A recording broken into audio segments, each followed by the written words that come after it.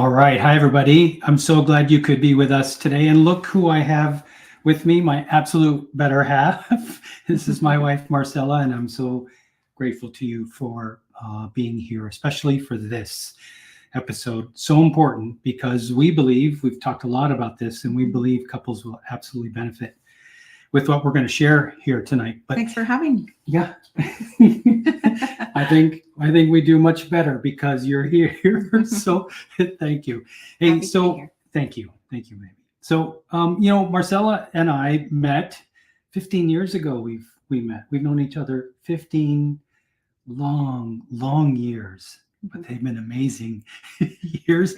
And we're so we've been married for 8, and we have an amazing relationship.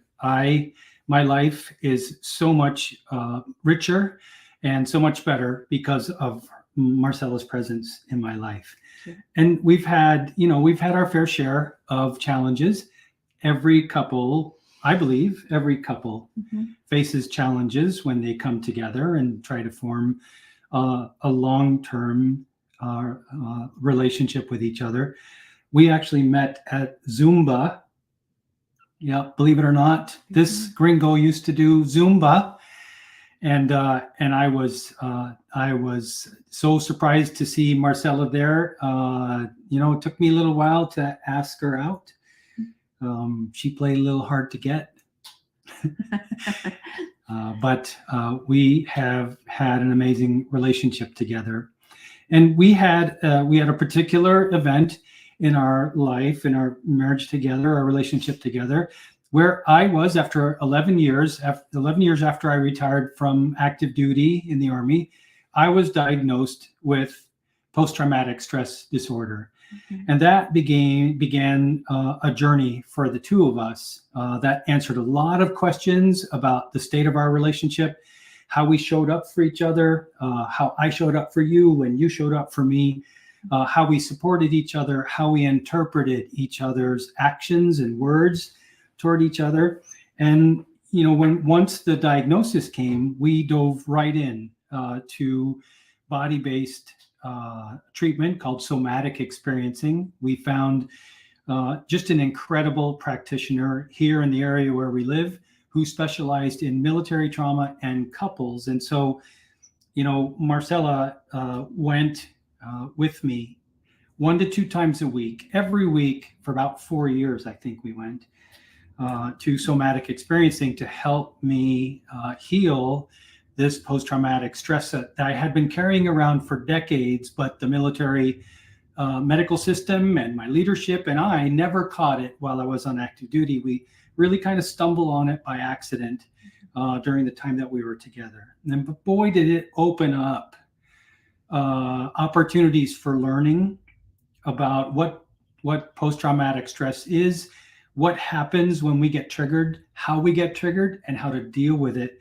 And one of the things that we learned individually in somatic experiencing while I was getting treated for post-traumatic stress was how to regulate when I found myself getting triggered and in a state of dysregulation. We learned terms like stay and play, fight and flight, freeze and collapse.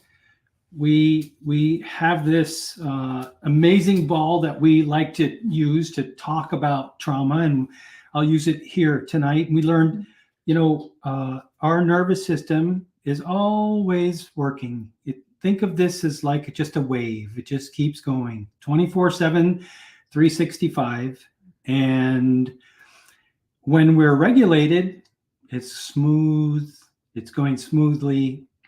We're in the state of stay and play, and everything is okay with the world. When we're in stay and play, we feel like it's safe to connect with others around us. And if you're in a long-term relationship like we were, this is the time that we grow together as a couple, right? Yeah. But when we get dysregulated, that means our nervous system, whose number one job is to keep us safe from threats, whether they're real or perceived, its number one job is to keep us safe. When that happens, our nervous system can quickly start to move faster, and it can contract or it can expand. It does what it needs to do to protect us. Does what it needs to do to protect us. So if I perceived a threat in the environment, this is what would often happen to me. And this is when people get triggered in relationships, whether they have post-traumatic stress or not. This is what's happening to their nervous system. They go from an easy, smooth, regulated state of stay and play, and they go into fight and flight, where they're either where their nervous system goes into a flight mode, or it goes into a fight mode where it's ready to defend itself and fight to the death because survival's on the line. But in a relationship, a strong relationship like we have, that can get in the way. And if you don't know how to deal with it, you struggle a lot. And, this is a raw, honest conversation. And I just want to share with you that we experienced our challenges, just like a lot of couples, most couples, I believe all couples do. Mm-hmm. But it was learning how to regulate our nervous systems when, I went into a state of fight or flight, or fight and flight, and that's what we want to talk with you about today. Right? Did I forget anything? No, I think we're just going to try to share some of those tips to help co-regulate, to regulate each other. And in addition to that, it's just like you said, all couples go through this. When we get triggered, it's hard to recognize the signs unless you have been taught how to do it. And this is so powerful and has been so effective for us that's why we want to share it with everyone. Thank you. And I can't tell you how much it means for me that you're here, because I think a lot of couples will be able to resonate with this. And I think if they see both of us talking about this, mm-hmm. It's safe to talk about this. And that reminds me, when we are activated, when we're dysregulated, remember I said our nervous system's number one job is to keep us safe, right?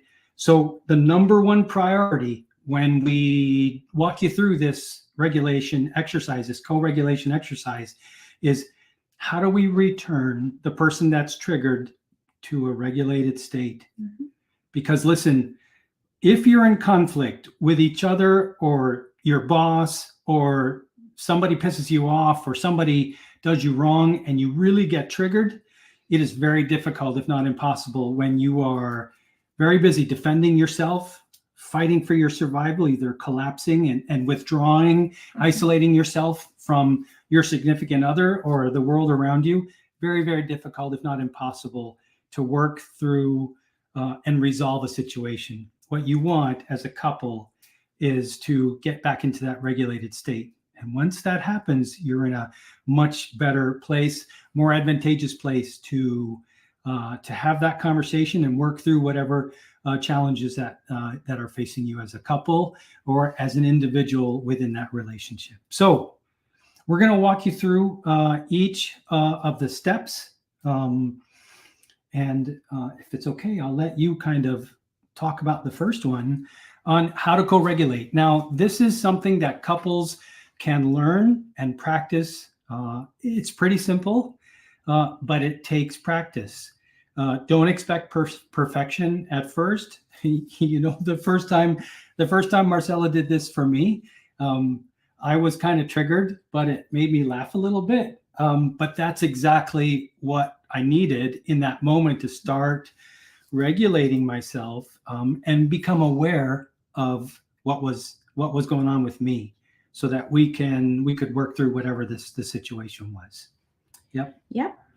So when we are dysregulated, some of the signs is our heart beats faster, that the breathing becomes shallower, and our eyes get dilated.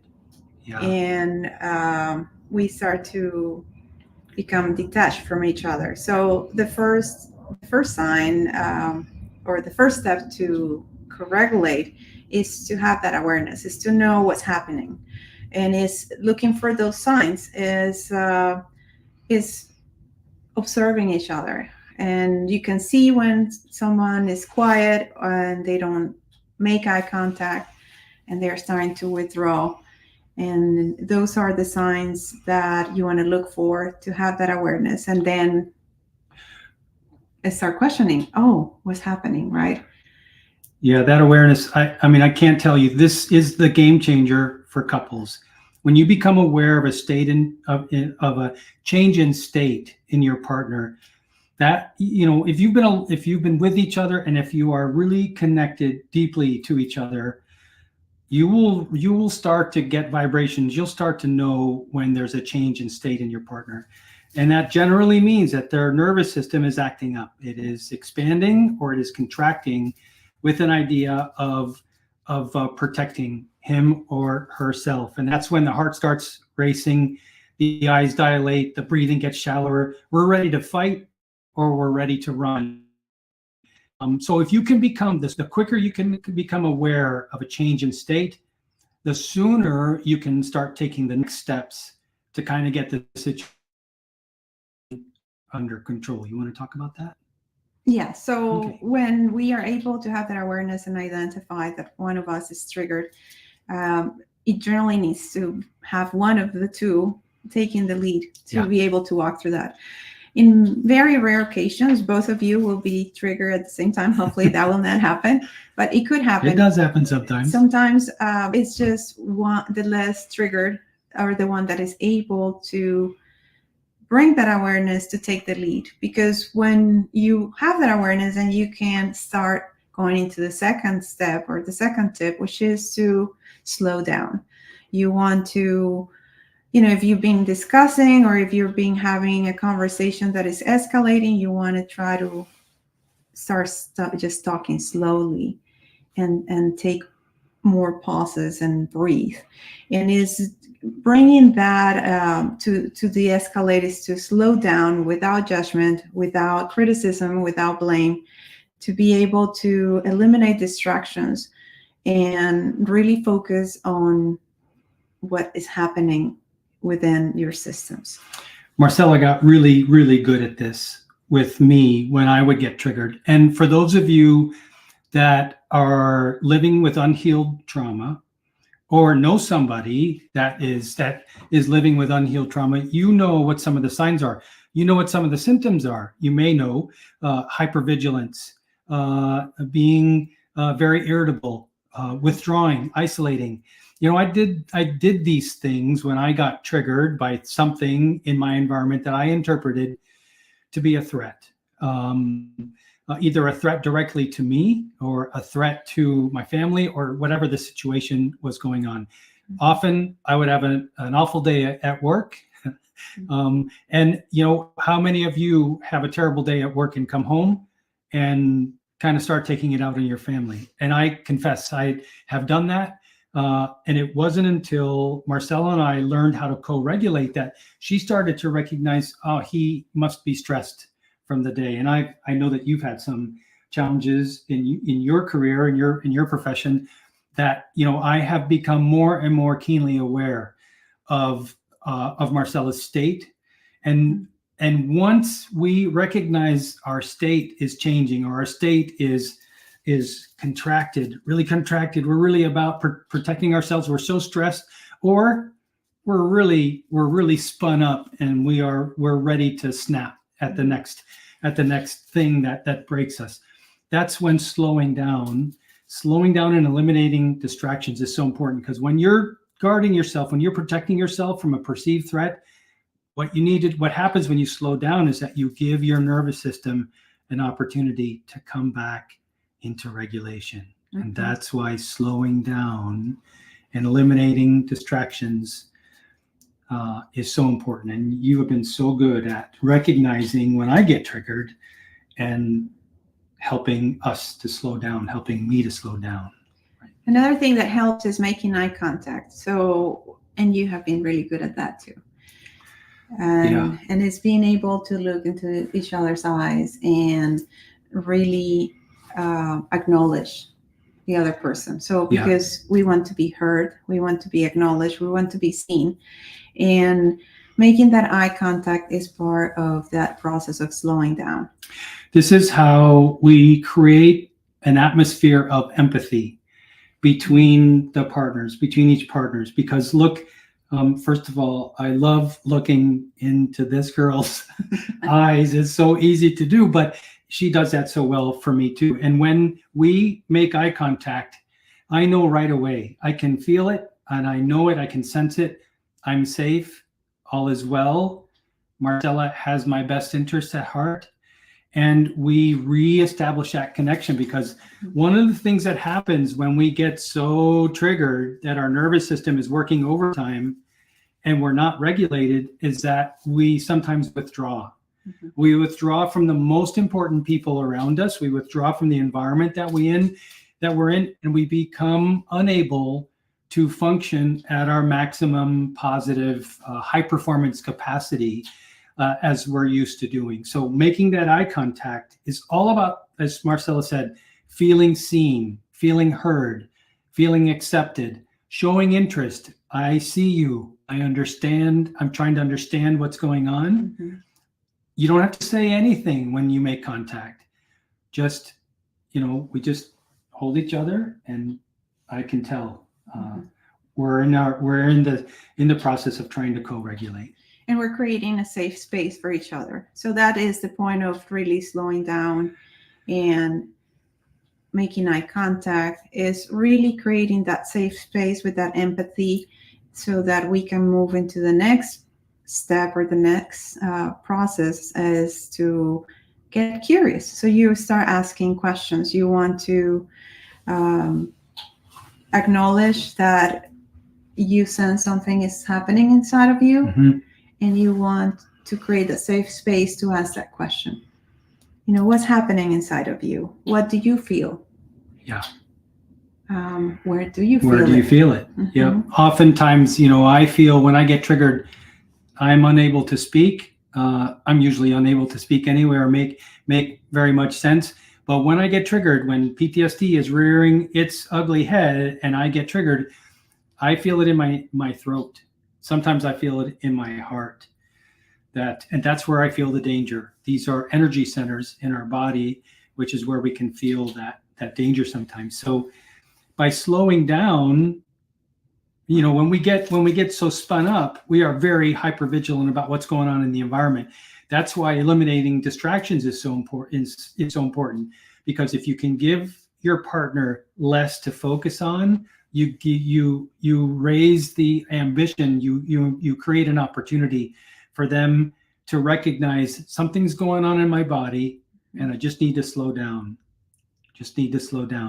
And when we create that gap by getting curious, we're just helping the body slow down. We're helping the body regulate, and we're supporting each other along the way. And this stuff really, really works. I will tell you from our experience that as we practice this, we still struggle sometimes. We still have our conflicts. We're a couple who are growing together. We love each other. We support each other. We have things to learn about life, and we're learning it. But sometimes there's conflict. But when we can slow down and catch ourselves before things kind of get out of control, then we learn, we can get past whatever the issue is very quickly and with less intensity. So if you know what it's like to be triggered, you know how intense that can feel. And sometimes, sometimes it lasts for a long duration.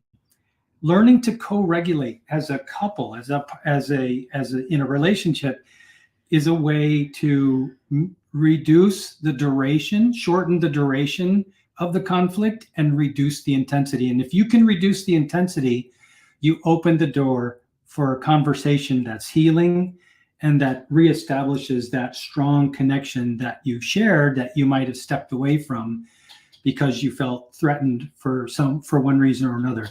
Maybe not by your partner, maybe it was somebody else, and maybe it was from your partner. So sometimes it may not make sense to start this process right away. Mm-hmm. Sometimes it makes better sense to say, I need time. Please, let's take a time out.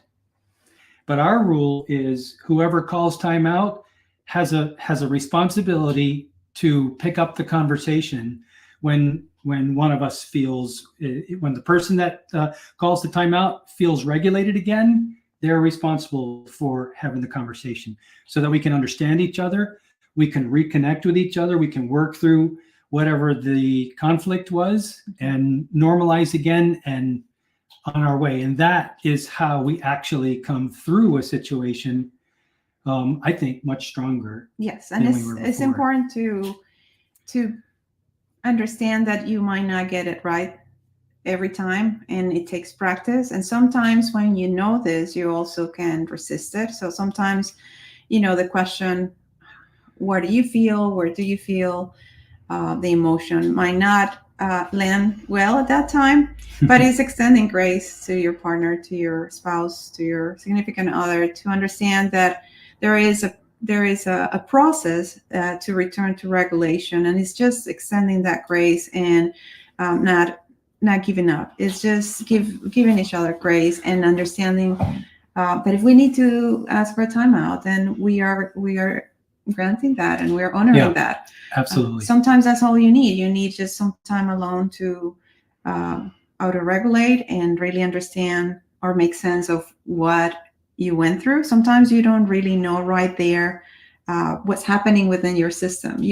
Sometimes it's very clear that what the trigger was. Some other times it takes time to find out and do a little bit of inner reflection. And when you honor that and you grant each other the opportunity to have that time alone, if that's what is needed, then the responsibility on the person that needs that time alone to reconnect and create that safe environment again to pick up where it was left off. Yeah, I couldn't agree with you more. And that's a really good point. I can't stress this one enough. It's so important to give each other grace, especially when you learn this process and experience it for yourselves a few times. The first few times that you walk through these steps of becoming aware that your partner's state is changing, that somebody might be getting triggered, slowing down and creating a safe space and making eye contact and getting curious what's going on inside of you. Just start talking about what's going on. This is not about perfection. This is about practicing, growing together. Sometimes you're going to F it up. You're just going to screw things up. And when that happens, a couple of things can happen. We can feel guilty. We can feel so bad for the other person, that we screwed it up and we didn't really make it through these steps, or we can get really hard on ourselves. I had a situation a while back where I recognized I needed to give myself grace for not making it through this process. And that was the difference maker. We cannot beat ourselves up because, look, this is not mainstream stuff. This is advanced training for growing relationships, growing deep connections with the people that are important to you. So give yourself grace as you go through this process. Practice it. It works. We promise you, it works. Yes. And you will celebrate each other as you make progress, as you practice it. You will learn new things about each other. You will fall more in love with your partner. You will appreciate them for making the effort to recognize, to be aware something's going on, and I'm right there with you. I see you. I hear you. I accept you. You're safe. Let's work through this. And when the right time comes, we can work through it. Because look, when you're triggered, 99 times out of 100, you do not have to address the issue immediately. It's your nervous system and a little bit your ego telling you, I gotta take care of this right now because I'm not safe and I need to be safe. But if you are in a strong relationship, you are safe. You are safe. Your nervous system doesn't always remember that. And that's when practicing this process becomes a game changer in your relationship when you're dealing with conflict. So right. Thank you. Thank you for being part of this. And thank you for joining us. We are grateful that you're here. And we really hope that you've heard something that's of value today. Please drop us a comment. We're always available for questions. We love working with couples and helping them strengthen their connection and their relationship with each other. It's deep connections with the people you love the most that lead you to higher levels of happiness and fulfillment and life satisfaction. And so anything that we can do, that Marcel and I can do to facilitate that journey for you, to make you stronger and better as a couple, we're here for you. So until next week, both of us want to wish you a wonderful week ahead. And until next week, we encourage you to live courageously, love with all your heart, and lead from the front. We'll see you later. Aloha.